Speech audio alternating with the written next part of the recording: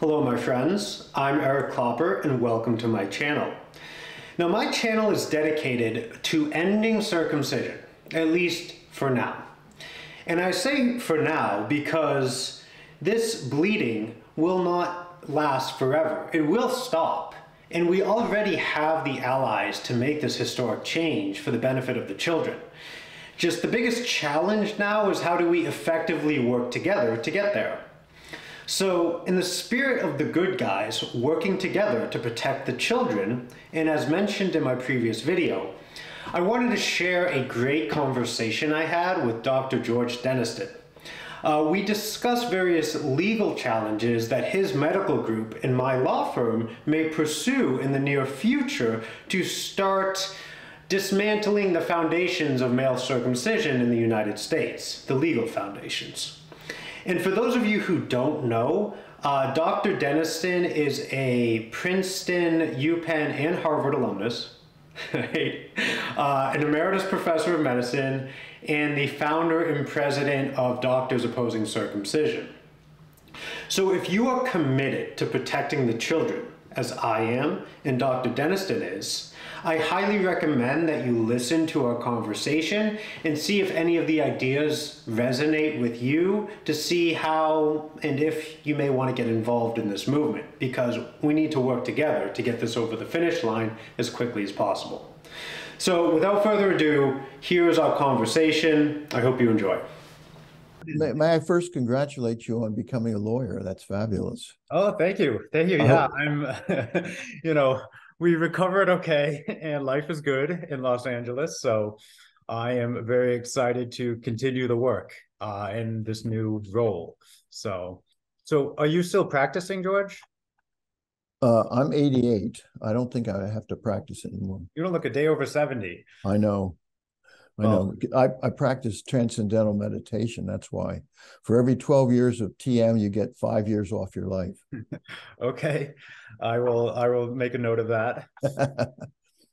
You have been the founder of and president of Doctors Opposing Circumcision for 27 years. People want to hear from you, and I think for a lot of people who may be new to the movement or the realization that it's important for people to know that not only are doctors opposed to this procedure, which some may believe has some medical purpose, but that there's an entire coalition of doctors who are trying to push this into the relics of history. What kind of raised your awareness about this as an issue, circumcision?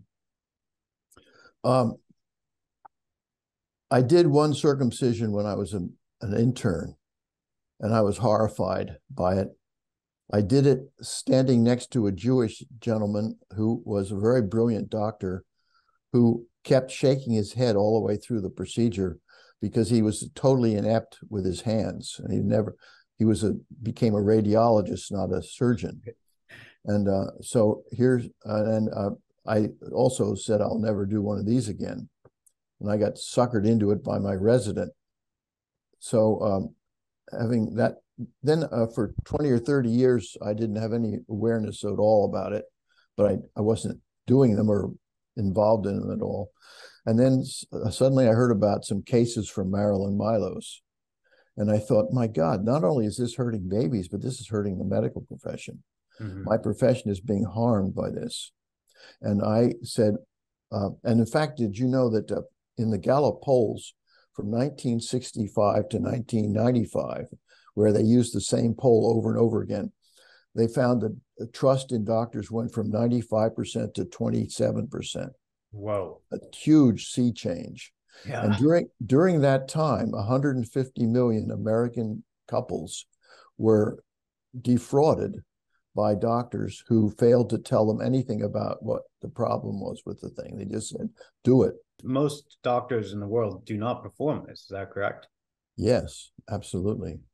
How would you say the public perception has changed on this issue during your time? From maybe the first time you did a circumcision to your founding of DOC to today. Well, Georgianne Chapin actually has data on this, that there is she's done some polling, mm-hmm. and they've shown that the percentage of people that are against circumcision now is in the 20 to 25% range, which is definitely higher than it was even a few years ago. Mm-hmm. So there's no question that we are increasing awareness. And what would you say to doctors to help them understand kind of the harms of the procedure of circumcision? Or would you say it's more accurately called male genital mutilation? Like, what are your thoughts on that? Well, basically, I see it as the reason that doctors do it is because they have a compulsion. Mm-hmm. And that's why it's so hard to stop, because you can't, in fact, the only way I see to stop it is the law. Mm-hmm. And because we've tried all sorts of other ways. And I only know of 2 doctors that have stopped on their own. Paul Fleiss and another gentleman who was from another country where it wasn't done, but when he came to America, he had to do it. And then he said, I'm not going to do this anymore. But otherwise, people don't stop. They just keep on doing it. And the reason is because they have a compulsion. And the compulsion is, damn it, this shouldn't have been done to me. But since it was, it's got to be okay. And got to do it to other people. So you think it's Just, a psychological compulsion to continue, or, or is it maybe like, I've done this to so many babies, I can't admit that it's harmful, so I have to keep doing it to maintain that illusion that it's not harmful? Because, some people who are circumcising infants are women too, right? yeah, that's true. I don't understand that, frankly. But of course, we know that women have to be more male than men if they're surgeons. They have to To be more what than men? Women surgeons have to be more male to succeed than men. They have to be tougher, and that's crazy stuff. But Just because of the culture, the medical yeah, because of the culture. culture, medical culture, right? Well, that makes sense. I mean, but I don't understand how a woman can do this. But but I do understand how a man can do it, because he's a victim, and it's victim after victim after victim, just continuing. Mm-hmm. And we got to break the chain. It's an epidemic, which you have to break the chain. So it seems like we are making progress, and the law typically follows society. So I guess it's kind of a combination of what laws can we change, but also how do we continue to change public perception? That be accurate? Yeah. And so, but if without, we have to have a critical mass. We don't have to have everybody understanding it. We have to get a critical mass so that a judge will recognize that there is room for opposing this. And what do you think the critical mass would be? I mean, let's say hypothetically it's 25% are opposed. Well, I mean, 100% of people on this call are opposed, right? So it depends, right. what demographic we're talking about and what religion and all that, which I kind of want to get into. Okay, well, I mean, I don't think I know what the critical mass is, but I want to keep. I don't want to have a lawsuit fail, but at the same time, I want to get it done as soon as possible. Yeah. I want to have a judge pronounce that it's fraud, and I think Peter Adler's book gives you pretty clear evidence that this has been fraudulent all along, from massive amounts of fraud. And the reason I'm excited about fraud is because if we get one doctor who has to pay out a lot of money because he's been fraudulent to some group of parents, maybe, then all the other doctors who circumcise realize that if they don't stop circumcising, they're going to get sued by a law firm, and they're going to lose, and they're going to have to pay for it themselves, because it's not covered with malpractice insurance. Fraud is not covered with malpractice insurance. So that's why I'm excited about it. But and fraud is also easier to prove, Peter points out, because there's a fiduciary responsibility of a doctor to not defraud his patients. And just for viewers who haven't heard that term, fiduciary means you need to put the patient's interest above your own, irrespective of your own interests.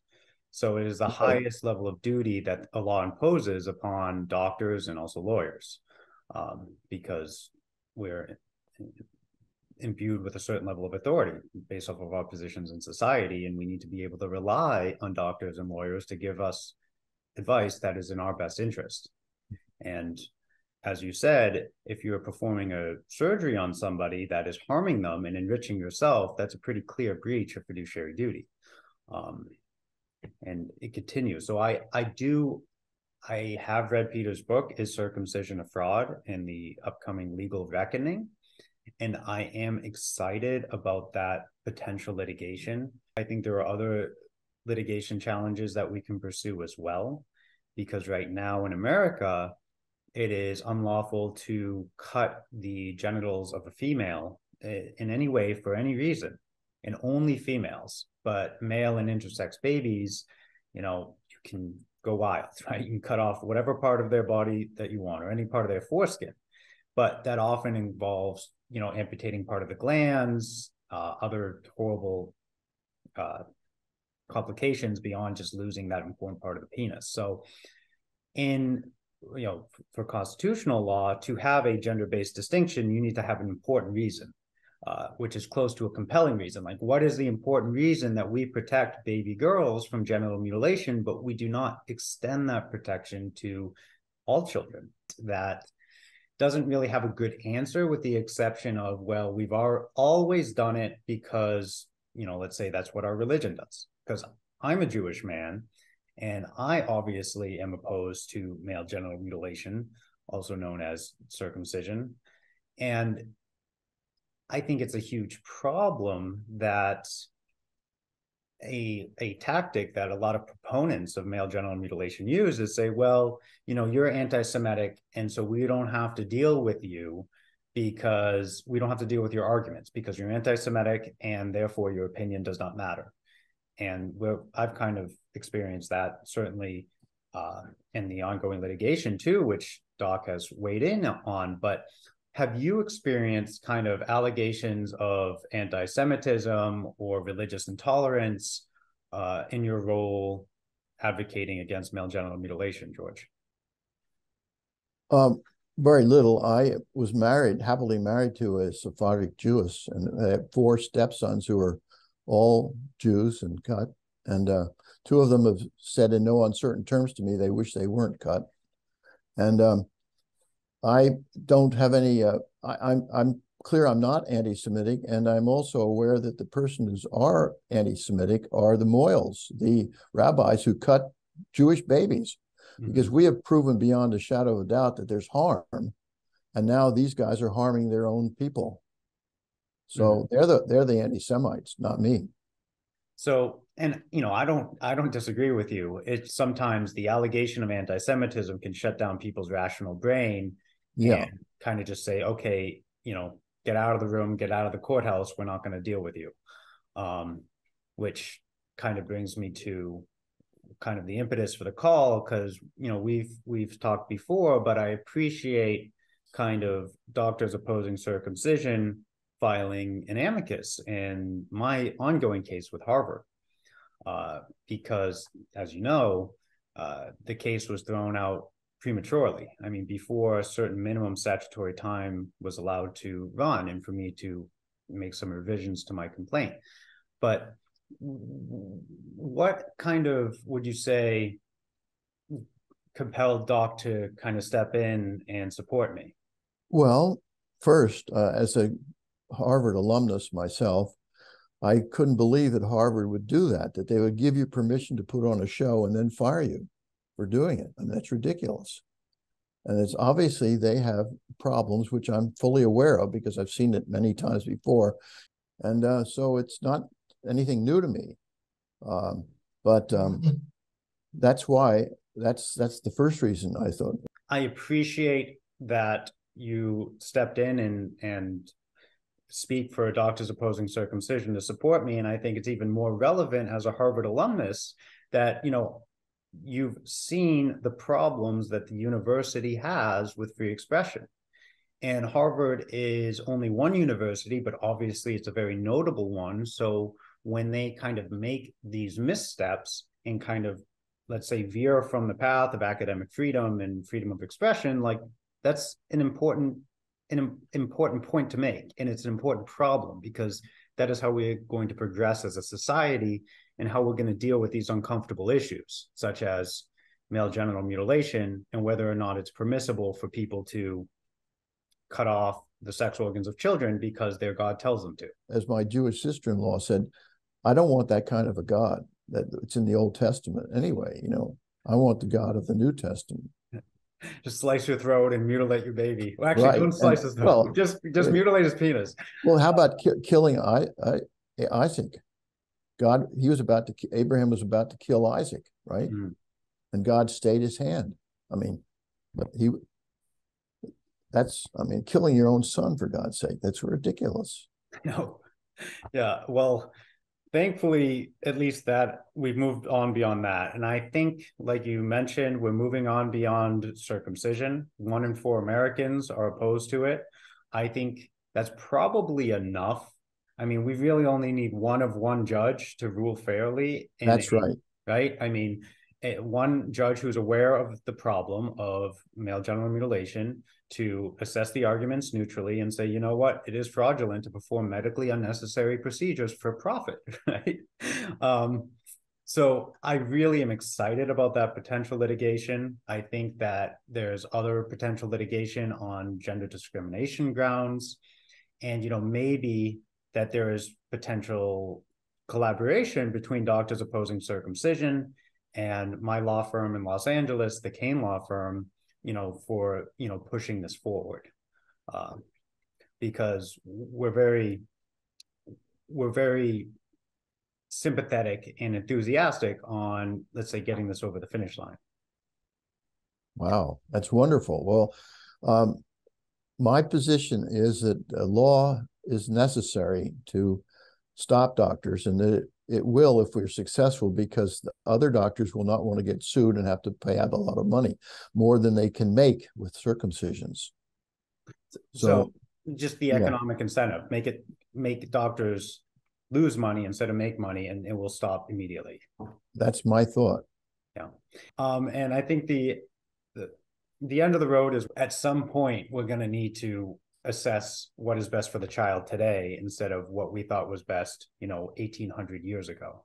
Here. Yeah, right. So I appreciate you kind of showing to the courts and to the public that our opinions and our views on this are, 1, for the best of the child, 2, are not anti-Semitic, and 3, deserve equal court consideration. And I'd like to thank you again for filing the amicus brief, because the way the litigation had gone a couple years ago, Harvard had accused me of being anti-Semitic, and that kind of caused some procedural errors to happen, where the lawsuit was actually thrown out so quickly it violated constitutional due process. So yeah, I just wanted to say thank you. I appreciate you, George, and I hope that we can continue to collaborate in the future. Thank you. Well, Doctors Opposing Circumcision has members on every continent except Antarctica. We might have some there we don't know about. But we are honored to support this lawsuit, because it makes totally good sense to us. And so we support you entirely. And we hope to continue to support you. Well, thank you, George. I value your support and your friendship, and we will definitely be in touch. And for those people who want to support Doctors Opposing Circumcision, what would you say? Go to your website, become a member? Well, I think, I think we need money now to deal with lawsuits. And I hope that in the long run, the lawsuits will pay for themselves, because you have to sue a doctor for some money. Just like with smoking, law firms made a lot of money on smoking, and of course smoking was very harmful. And same with this is harmful, so therefore money should be available. But we have to have money right now to get things started, I think. Well, I think that if we ask the universe may provide. And my Los Angeles-based litigation firm is very excited to pursue this. So let's be in touch over email, over phone call, and we can ask the universe, ask our viewers, and maybe start organizing some litigation funds, because the time has come. And I'm 100% in alignment with you that litigation will definitely help. I think that we can make that happen. And I really appreciate your suggestion, maybe I should, hit the stage again. Whether or not it's going to be a play, lecture, universities, people should message me because I'm definitely open to it. But what you could do is to have that show again at Princeton, let's say, and have it taped and then put that on YouTube. Ooh, I like that idea. Well, if there's any Princeton alum, because you're a Princeton alum as well, yeah, I can update it, right, to make it more with the times and more with the current image of the movement and what we want to do. It doesn't have to be a verbatim recreation. If any Princeton students or student groups want to invite me, I'm happy to be a guest speaker, because and that would be simpler than for you than having to go on the road and spend a lot of time doing that. You could put it on, once you put it on YouTube, then the question is just making it people hear about it. And a lot of us can spread the word about that once you get something that you like up there. Oh yeah, I'm very open to the idea of doing another show at Princeton, right? These are things that it's a creative process, right? So if a student group wants to invite me to Princeton, happy to do it.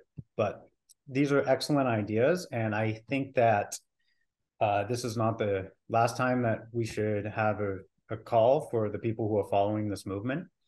And yeah, I think it was great to talk with you, George. I'm really excited that we got the time to talk and that you're supporting my litigation with Harvard, you're supporting the movement, and that we are very much in line, that it is time for us to critically examine why we perform medically unnecessary amputations on children. It's an elephant in the room, and the elephant is the Republicans. The Republican Party is all full of hate. And I maintain that a lot of that hate is determined at birth. Well, kind of like I alluded to earlier, if your first experience on the planet is to be tortured and mutilated, it's going to instill a lot of hatred. And I've worked through that over the years. So I can empathize, I can understand why. I think there's a lot of different manifestations of the Republican Party. I think at least some members of the Republican Party would be very open and supportive of protecting all children. And I think that we need to unite around the mission of doing what is best for all children and protecting children. So good. Yeah. And I think we're going to leave it on that, and we will be in touch, George. It was an excellent conversation. I really appreciate you. And I will post this, in a few days. I'll send you the recording, and it'll all be good. And we'll be in touch. Best wishes. All right. Thank you, George. Have a good one. Bye. Bye. Now, I hope some of those ideas resonated with you. And if they did, don't hesitate to get in touch with me. Be sure to like this video, comment below. I'll do my best to respond to most of them. And subscribe to my channel, because this is going to be a journey and we're going to go on it together for the benefit of all children and society as a whole. So subscribe to my channel for more, and I will be in touch, as soon as I can. All right, thanks guys.